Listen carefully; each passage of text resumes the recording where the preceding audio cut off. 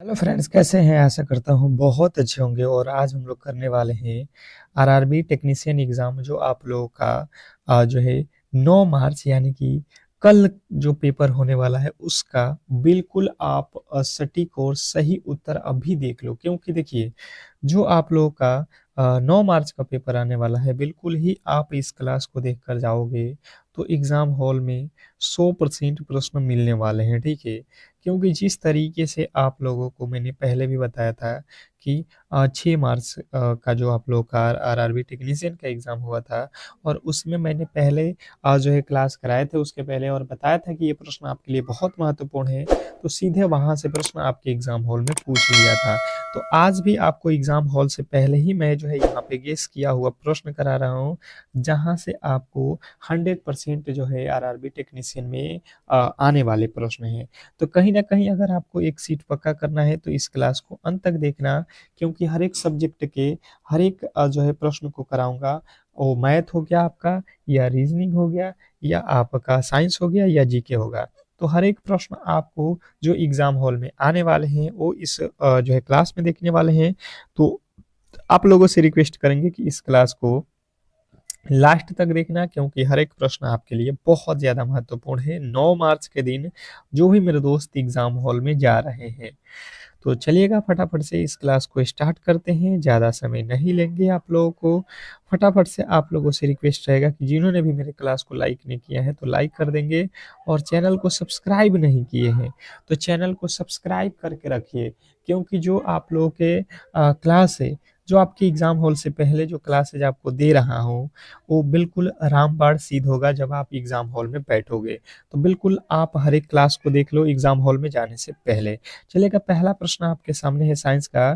कार्य की गणना आपको करना है कि यदि कोई कुल्ली 15 केजी का जो है सामान जमीन से 2 मीटर ऊपर उठाता है और उसके द्वारा जो है किया गया कार्य क्या होगा? कह रहा है कि यदि कोई कुल्ली है जो 15 केजी का जो है सामान जमीन से 2 मीटर ऊपर उठाता है, तो उसके द्वारा जो है किया गया कार्य क्या होगा? तो जो है यहाँ पे जो है आप लोगों को सबसे पहले ध्यान देना है। कार्य बराबर होता क्या है? डब्ल्यू बराबर आपको फॉर्मूला मालूम होना चाहिए, एम जी एच होता है, ठीक है। एम का वैल्यू आप लोगों के पास कितना है? 15 केजी है। जी का वैल्यू कितना है? आप लोगों को जी का मान यहाँ पे रखना है, आपको दे दिया ही गया है 10। और आप लोगों को जो है एच ऊंचाई कितना है? 10। तो 15 दूना 30, 30 में 10 से गुणा करेंगे, 300 जूल जो है यहाँ पे कार्य हो जाएगा। Option number B. जिन्होंने भी बी को चुना है उनके बिल्कुल 100% सही उत्तर है, इसमें कहीं से भी आपकी गलती नहीं होनी चाहिए। अगला प्रश्न आपके सामने है लेंस की क्षमता से रिलेटेड प्रश्न की 2 मीटर फोकस दूरी वाले अवतल लेंस की क्षमता ज्ञात करें। बहुत इंपॉर्टेंट है, लेंस की क्षमता से रिलेटेड प्रश्न आपको 100% देखने को मिलेगा एग्जाम हॉल में। तो चलिएगा, फटाफट से इस क्लास के जो है दूसरे नंबर प्रश्न के राइट उत्तर बताने की कोशिश करेंगे। आपको मैंने फॉर्मूला बताया था, क्षमता P बराबर क्या होता है? 1/f, यही तो मैंने बताया था। अब यहाँ पे क्या हो जाएगा? 1/f। एफ का वैल्यू कितना दिया गया है? फोकस कितना दिया है? 2। और यहाँ पे आपको डायो ये तो मीटर में है, ये है मीटर में तो दिया ही है, तो इसमें तो गुणा नहीं करना है, डायरेक्ट ही हो गया। 1/2, 1/2, 1 में 2 से भाग दे दो, 0 पॉइंट कितना आ जाएगा? 5 डायोप्टर, यानी कि पी का वैल्यू आ जाएगा। अब देखिए प्रश्न में यहाँ पे क्या कह रहा है? अवतल दर्पण। अवतल दर्पण का वैल्यू हमेशा माइनस में होता है, तो ऋणात्मक वाला आपको लगाना है, ऑप्शन नंबर बी। जिन्होंने भी बी को चुना है, जिन्होंने भी ऑप्शन नंबर बी को चुना है, उनके 100% सही उत्तर है, इसमें कहीं से किसी भी तरीके की डाउट नहीं होना चाहिए। नेक्स्ट प्रश्न की ओर चलेंगे, और अगला प्रश्न आपके सामने है ओम के नियम। यदि किसी परिपथ में प्रतिरोध को दुगुना कर दिया जाए और वोल्टेज स्थिर रहे, तो धारा पर जो है क्या प्रभाव पड़ेगा? बताइएगा, बताने की कोशिश करेंगे। Question number 3। हर एक टॉपिक के मैंने नाम भी लिखे हैं कि कौन से टॉपिक से ये प्रश्न है, और उन्हीं टॉपिकों के प्रश्न भी पूछे गए थे। तो देखिए, जो भी मेरे दोस्त बता रहे हैं यहाँ पे कि आधी हो जाएगी, उनके बिल्कुल राइट उत्तर हो जाएगा। ऑप्शन नंबर जो है आप लोगों का सी। नेक्स्ट प्रश्न की ओर चलेंगे। आधुनिक आवर्त सारणी से रिलेटेड प्रश्न है कि आधुनिक आवर्त सारणी में क्षारीय मृदा धातुओं को किस समूह में रखा जाता है?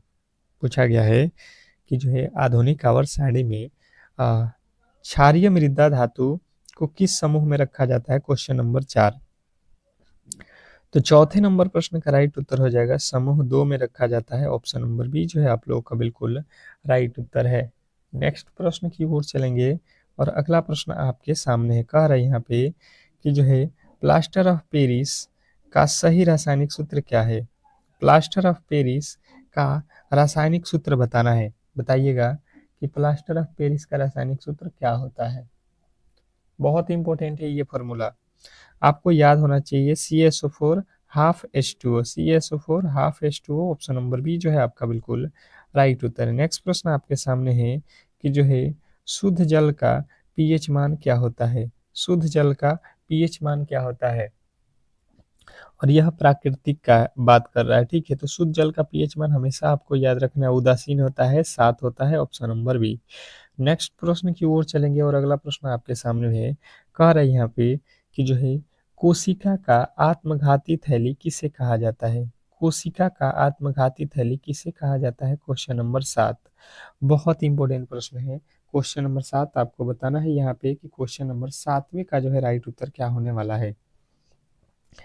क्वेश्चन नंबर 7 पे आ चुके हैं और जो भी मेरे दोस्त बता रहे हैं लाइसोसोम, उनके बिल्कुल राइट उत्तर है option number C, lysosome. Next प्रश्न की ओर चलेंगे और अगला प्रश्न आपके सामने है कि अनुवांशिकी से रिलेटेड कि अनुवांशिकी के पिता के रूप में किसे जाना जाता है? अनुवांशिकी के पिता के रूप में किसे जाना जाता है?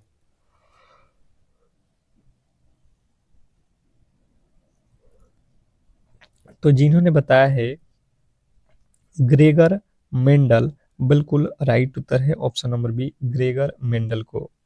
नेक्स्ट प्रश्न की ओर चलेंगे और अगला प्रश्न आपके सामने है कि किस विटामिन की कमी के कारण रक्त का जो है थक्का नहीं जमता है?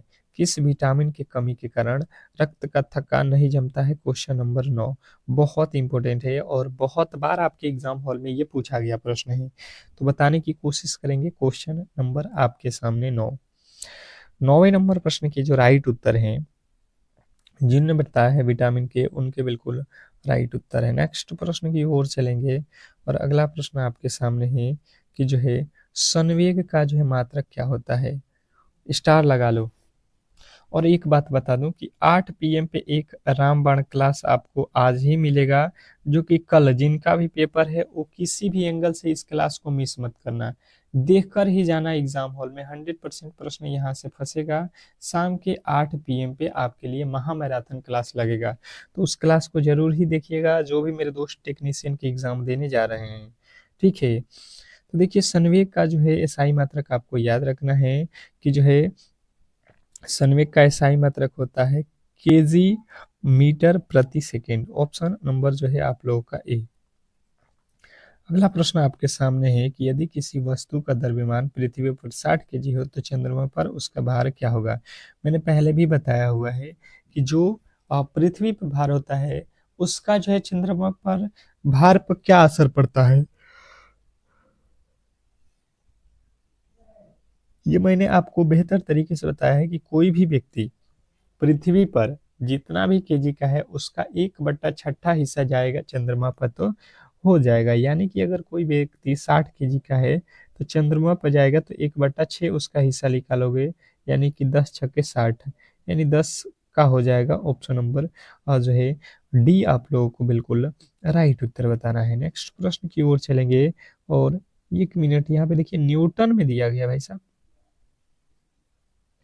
इसमें न्यूटन पे दिया है और एक जी बराबर होता है 10। तो यहाँ पे न्यूटन यानी कि पृथ्वी पर भार जो है इसका 1 न्यूटन, यानी कि 60 में आपको क्या करना पड़ेगा, 1 न्यूटन बराबर 10 होता है, तो यहाँ से 10 से गुणा करोगे तो ये 600 न्यूटन हो जाएगा। और इसका जो है 1/6 हिस्सा करेंगे तो 6 एक में 6 यानी कि 100 न्यूटन हो जाएगा यहाँ से, ठीक है। अगर आपको केजी में उत्तर दिया होता तो 10 kg हम लोग बताते हैं, ठीक है। रॉकेट किस सिद्धांत पे कार्य करता है? रॉकेट किस सिद्धांत पे कार्य करता है? बहुत बहुत इंपॉर्टेंट प्रश्न है। रॉकेट जो है किस सिद्धांत पे कार्य करता है?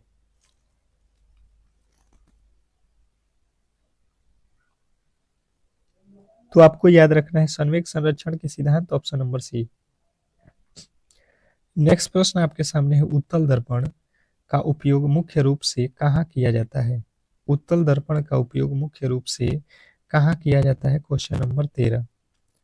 13वें नंबर प्रश्न के जो राइट उत्तर है फटाफट से आपको बताना है।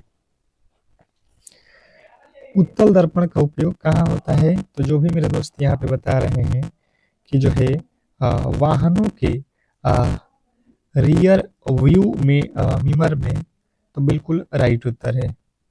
नेक्स्ट प्रश्न आपके सामने है यहाँ पे कि जो है एक वृक्ष एक अश्वशक्ति में कितने वाट होते हैं? एक अश्वशक्ति में कितने वाट होते हैं बताइएगा, यानी कि एक हॉर्स पावर बराबर कितना होता है? ये बार बार आपका एग्जामिनर पूछता है और मैंने बार बार बताया हुआ है कि 746 वाट। ऑप्शन नंबर बी जो है आप लोग को बिल्कुल राइट उत्तर है। नेक्स्ट प्रश्न की ओर चलेंगे और अगला प्रश्न आपके सामने है, क्या कह रहा है कि आकाश का नीला रंग किस कारण दिखाई देता है? आकाश जो है, आकाश हम लोगों का ये नीला दिखाई देता है, ठीक है।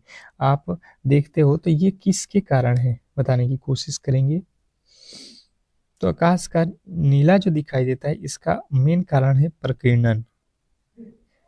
नेक्स्ट प्रश्न की ओर चलेंगे और अगला प्रश्न आपके सामने है कि विद्युत धारा को मापने के लिए किस यंत्र का उपयोग किया जाता है?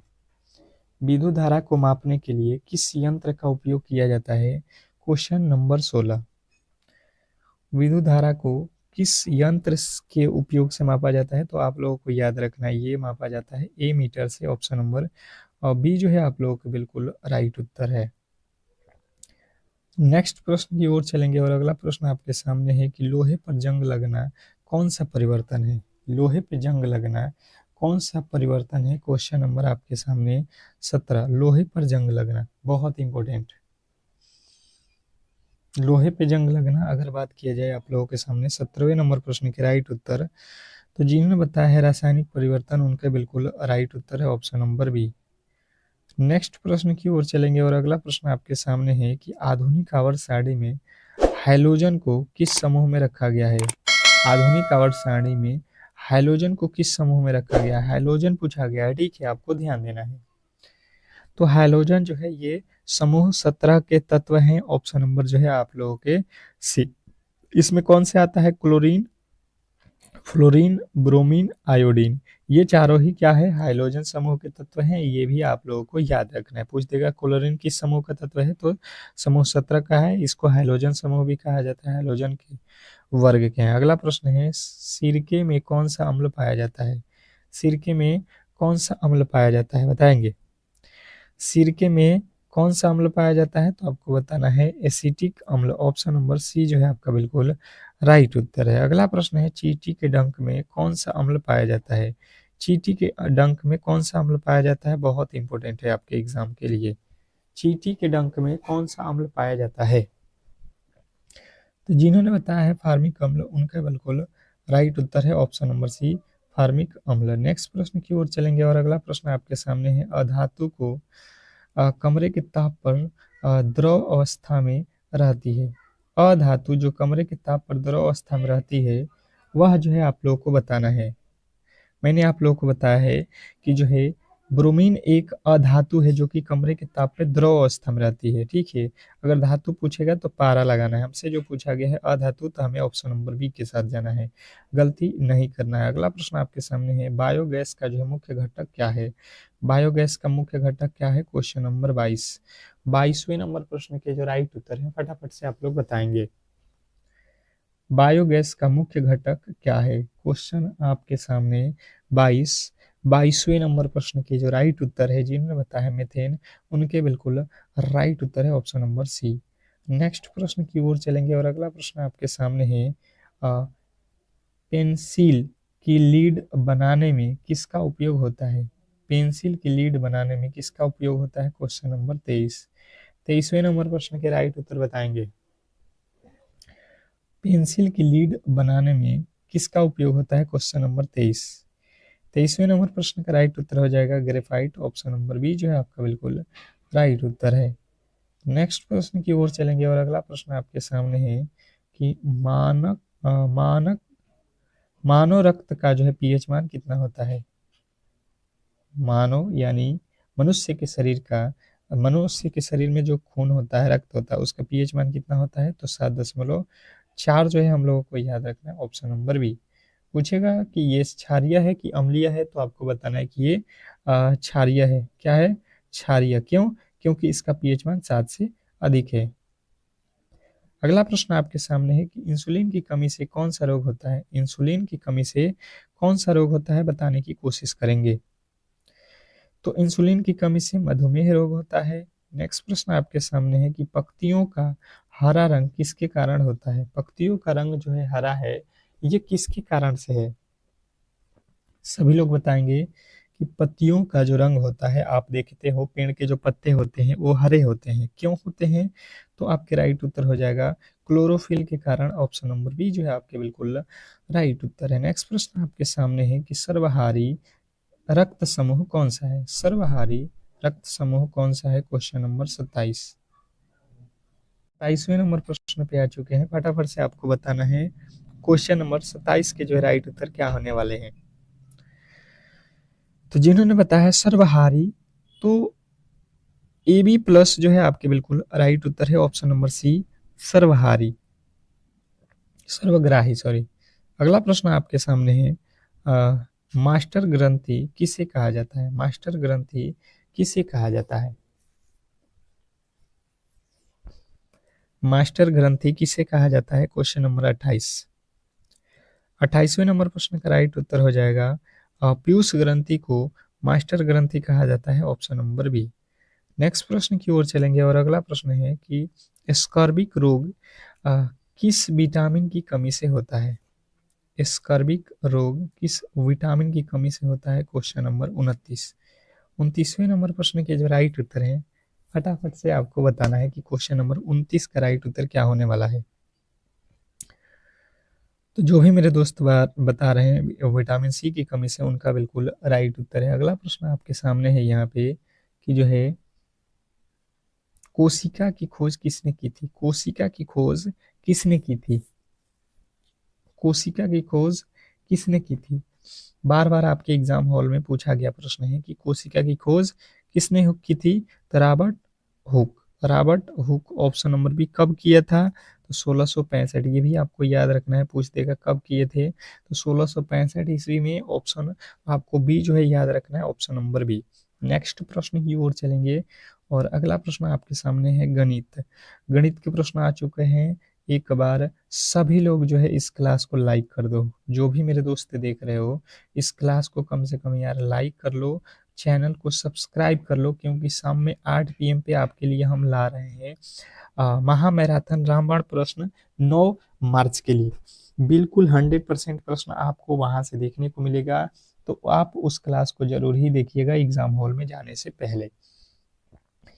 देखिए सबसे पहले इसने दिया क्या है, कह रहा है कि यदि ए अनुपात बी, तो हम लिखेंगे ए अनुपात बी का वैल्यू 3:4 है। ठीक है, फिर बी अनुपात सी, बी अनुपात सी का वैल्यू दिया है, यानी कि बी अनुपात सी हमें करना पड़ेगा, यहाँ पे दिया है 8:9। फिर कह रहा है ए सी का जो है वैल्यू हमें पता करना है, हमें से पूछा गया है ए सी का। हम क्या करेंगे, इधर खाली है तो इधर 8 हो जाएगा और इधर खाली है तो यहाँ पे 4 हो जाएगा। अब इसी को सॉल्व कर लो। ये जो है कि 3 8 24 हो जाएगा, 8 चौका ये 32 हो जाएगा अनुपात में, और 9 चौका ये हो जाएगा 36। अब देखो 12 के पहाड़ में कट जाएगा। ये तो हमें बी से कोई लेना देना नहीं है, क्योंकि इसने कहा है ए अनुपात सी बताओ। ए अनुपात सी, तो ए का वैल्यू 12 दूना का 24 और 12 तिया 36। 2:3 जो है हमारा बिल्कुल राइट उत्तर है, इसमें डाउट नहीं होना चाहिए। बेहतरीन प्रश्न था, आशा करता हूँ कि आपको क्लियर समझ में आ गया होगा। नेक्स्ट प्रश्न की ओर चलेंगे और अगला प्रश्न आपके सामने है कि एक वस्तु को 720 रुपये में बेचने पर 20% का लाभ होता है, तो वस्तु का क्रय मूल्य जो है ज्ञात करें।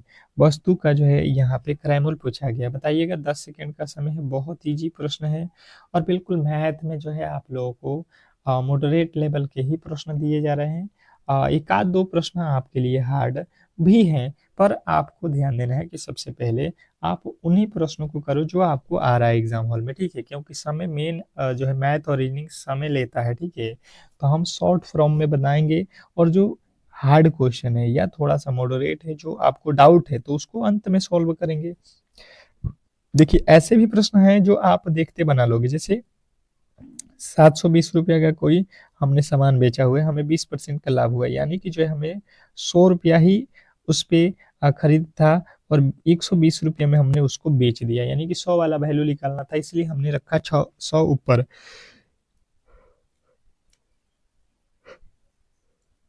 12 छक्के 72, 6 से 100 में गुणा कर दो, 600 रुपया जो है आपका बिल्कुल राइट उत्तर हो जाएगा, ऑप्शन नंबर सी। नेक्स्ट प्रश्न की ओर चलेंगे और अगला प्रश्न आपके सामने है कि वह छोटी से छोटी संख्या ज्ञात कीजिए जो 12, 15 और 20 से पूर्णतः विभाज्य है। ये मैंने कल भी कराया था और बताया है कि इस तरीके के प्रश्न आ रहे हैं, इसको वीवीआई करके नोट कर लेना, ठीक है। इस टाइप के प्रश्न आपके एग्जामिनर बार बार पूछ रहा है, इसलिए मैंने जो है ये प्रश्न रखा हुआ है। एचसीएफ एलसीएम के प्रश्न आप लोगों को 100% एग्जामिनर पूछ रहा है, तो ध्यान से बेहतर तरीके से ऐसे प्रश्नों को आपको एग्जाम हॉल में करना है ताकि गलती ना हो। जैसे आप 12 और 15 और 20 का जो है एलसीएम आप कर सकते हो इस तरीके से। तो आप क्या करोगे, 5 से पहले काट दो, ये तो नहीं आएगा, 5 तिया 15, 5 चौका 20, अब काट देना। 3 से 3 चौका 12, 3 एकम में 3, फिर काट देना 4 से, ये एक हो जाएगा, ठीक है। ये देखो 5 तिया 15, 15 चौका 60 जो है हमारा एलसीएम बन जाएगा, ऑप्शन नंबर बी। बिल्कुल सिंपल से लॉजिक से आप कर सकते हो। नेक्स्ट प्रश्न की ओर चलेंगे और अगला प्रश्न आपके सामने है, कह रहा है कि जो है 150 मीटर लंबी ट्रेन जो है 54 किलोमीटर प्रति घंटे की गति से चलते हुए एक खंभे को कितने देर में पार करेगी। देखिए यहाँ पे ट्रेन से रिलेटेड प्रश्न आपके एग्जाम हॉल वाला पूछ रहा है और इजी है, ऐसा नहीं है कि काफ़ी ज़्यादा हार्ड आप लोगों से प्रश्न पूछा जा रहा है, नहीं। आप इजीली प्रश्नों को कर सकते हो अगर आपने थोड़े से भी बेहतर तरीके से क्वेश्चनों को पढ़ा है, प्रैक्टिस किया हुआ है तो मेरे साथ आप यहाँ पे प्रैक्टिस करके जाओगे एग्ज़ाम हॉल में तो बिल्कुल इसके जो है बहुत बड़े इफ़ेक्ट पड़ेंगे आपके एग्ज़ाम हॉल पे। देखिए सबसे पहले खंभे को पार करना है, यानी कि ट्रेन अपने खुद की लंबाई को ही पार करेगी, बिल्कुल आप कहोगे कि बिल्कुल बात सही है। अब यहाँ पे आप देखोगे कि यहाँ पे जो है ट्रेन की लंबाई कितनी है, हमसे पूछा गया है टाइम, तो टाइम बराबर क्या होता है, टाइम बराबर होता है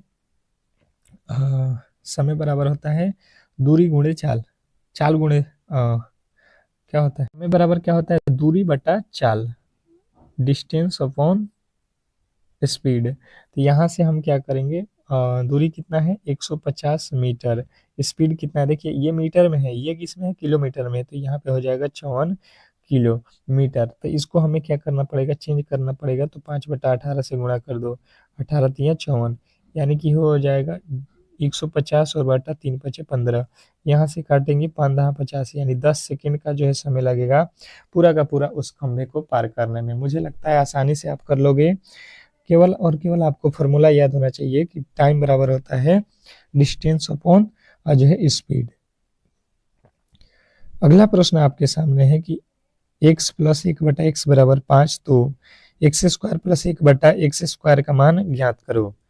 इसके देखिए फॉर्मूले भी होते हैं और आप सिंपल तरीके से भी सॉल्व कर सकते हो, जो आपने छोटे क्लासों में पढ़ा है, ये दोनों ही तरीके से सॉल्व हो जाएगा। अब यहाँ पे आपको क्या करना है, इसके फॉर्मूले मैंने बताया था कि जो यहाँ पे वैल्यू दिया गया है x + 1/x का, उसका स्क्वायर करते हैं और माइनस क्या करते हैं 2, तो यहाँ पे आपका क्या हो जाएगा 25 और माइनस का 2 करेंगे तो ये हो जाएगा आपका 23।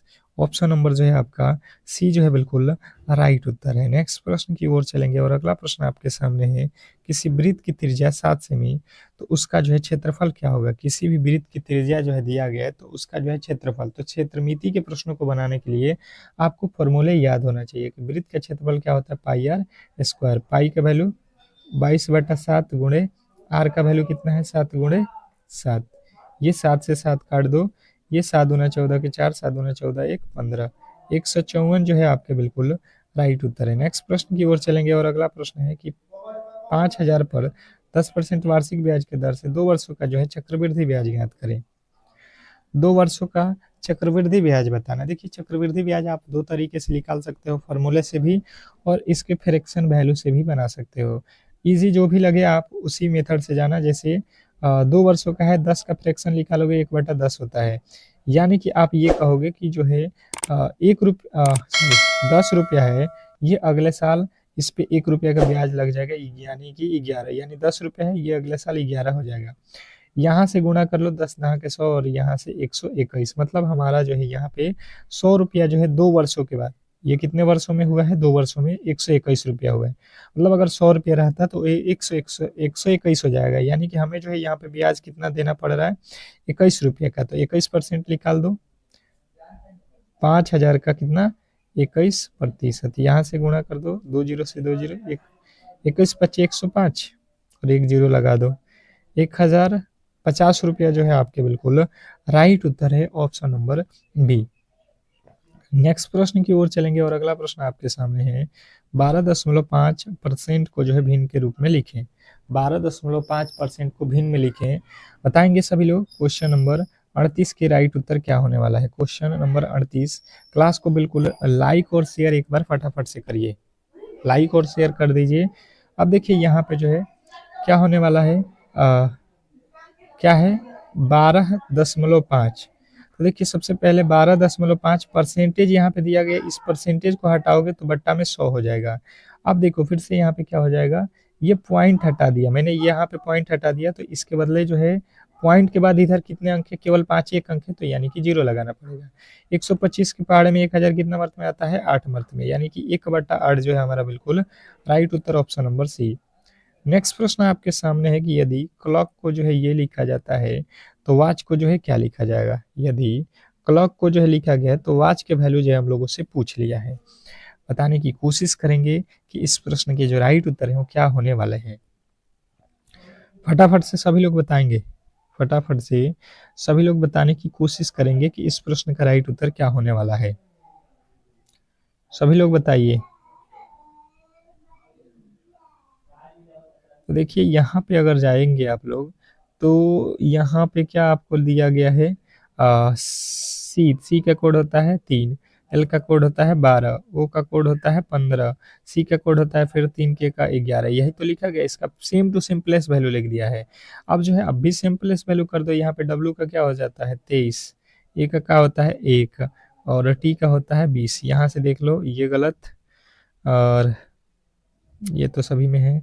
सी होता है 3 पे और एच होता है 8 पे। ये तो दोनों के दोनों सिमिलर हो गए भाई साहब, ये गलत हो जाएगा। ये दोनों के दोनों सेम लिखा गया है, नहीं 23 आना चाहिए, यहाँ पे 21 लिखा है, बिल्कुल ऑप्शन नंबर ए।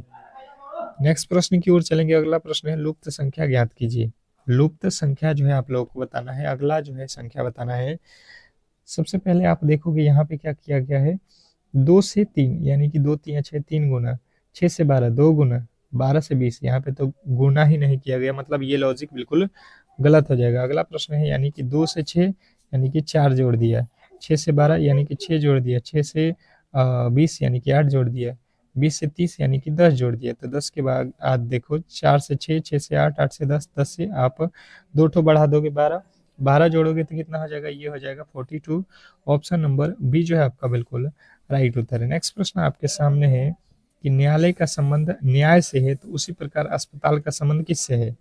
इसने कहा है कि न्यायालय का संबंध न्याय से है, तो आप लोग को बताना है कि अस्पताल का संबंध किससे है। बिल्कुल सिंपल सा है, एनालॉजी का प्रश्न है। तो एनालॉजी में आप लोग क्या बताओगे? उपचार के लिए है। ऑप्शन नंबर सी जो है आपके बिल्कुल राइट उत्तर है। अगला प्रश्न आपके सामने है कि एक व्यक्ति उत्तर की ओर 5 किलोमीटर चलता है, फिर जो है दाहिने मुड़ता है और 12 किलोमीटर चलता है, वह जो है शुरुआती बिंदु से कितनी दूरी पे है, ये आप लोगों को बताना है। बिल्कुल सिंपल लॉजिक है, प्रश्न को आप इजीली सॉल्व कर सकते हो। प्रश्न में जितना बोला है उतना ही करो। इसने कहा है भाई साहब आप कहीं पर हो, पहले उत्तर चलो, उत्तर ऊपर होता है 5 किलोमीटर, फिर जो है दाहिने साइड मुड़ो अपना और 12 किलोमीटर चलो, ठीक है 12 किलोमीटर। अब जो है आप शुरुआती बिंदु से कितनी दूरी पर है, तो हम तो यहाँ पे थे और यहाँ पे चले गए हैं, तो यहाँ से ये कितने दूरी पे हो रहा है यही हमें पता करना है। तो यहाँ से हम क्या करेंगे कि जो है ये देख रहे हो 90 डिग्री का कोण है, तो ये कण है, यच निकालना है, तो यच बराबर होता है √p² + b², यानी 5 का स्क्वायर 25 और 12 का स्क्वायर 144। इनको जोड़ लोगे तो ये हो जाएगा 169। 169 का वर्गमूल होता है 13। 13 जो है आपके बिल्कुल राइट उत्तर है। नेक्स्ट प्रश्न की ओर चलेंगे और अगला प्रश्न आपके सामने है, विषम शब्द का चयन करें। क्या बताना है आपको? विषम, इसमें दिया गया है तांबा, जस्ता, पीतल और लोहा। तो इसमें अलग कौन-सा है, ये अगर आप समझने की कोशिश करोगे तो यहाँ पे क्या हो जाएगा कि आपका जो है पीतल। पीतल जो है आपका क्या हो जाएगा, मिश्र धातु है। ऑप्शन नंबर सी जो है आपका बिल्कुल राइट उत्तर है। नेक्स्ट प्रश्न की ओर चलेंगे और अगला प्रश्न आपके सामने है यहाँ पे, रक्त समूह से। अब देखिएगा यहाँ पे इसने कहा है रक्त समूह से रिलेटेड प्रश्न कि ए जो है बी की बहन है। ए कौन है, बी की बहन। ए बहन है बी की बहन है, यानी कि ये बहन है।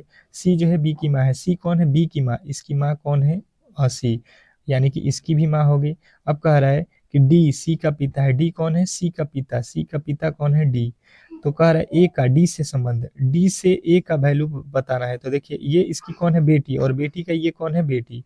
तो बेटी के बेटी को क्या बोलते हैं, पोती या नातिन। Option number A. नेक्स्ट प्रश्न की ओर चलेंगे और अगला प्रश्न है कि यदि प्लस को गुणा, माइनस को भाग, गुणा को माइनस और भाग को प्लस लिखा जाए तो इसके वैल्यू जो है आप लोगों के निकालने हैं। आप सिंपल से लॉजिक लगा दो। इसने जो बोला है सबसे पहले 20 और प्लस का अर्थ क्या है, गुणा, तो गुणा लिखो प्लस। फिर माइनस है तो माइनस का अर्थ क्या है, माइनस का अर्थ भाग है तो भागा 10, और भाग का अर्थ क्या है, भाग का अर्थ प्लस, तो प्लस का रखो 5। अब इसी को सॉल्व करो, ये भाग दे दो। भाग का मतलब होता है बट्टा, यानी कि 10 जो है ये भाग में आ जाएगा। ये एक जीरो से एक जीरो कट जाएगा, 5 दूना का 10, 10 और 5 जोड़ दो, 10 5 15 जो है आपका बिल्कुल राइट उत्तर है। तो इस तरीके से जो है आज के क्लास को हम लोग यहीं पे समाप्त करेंगे। अगर आपको ये क्लास अच्छा लगा है तो प्लीज़ आप लोग जो है इस क्लास को लाइक करके चैनल को सब्सक्राइब करके रखो। मिलते हैं शाम में 8 PM पे रामबाण क्लास के साथ, जिनका भी पेपर कल है, तो बिल्कुल उस क्लास को मिस मत करिएगा।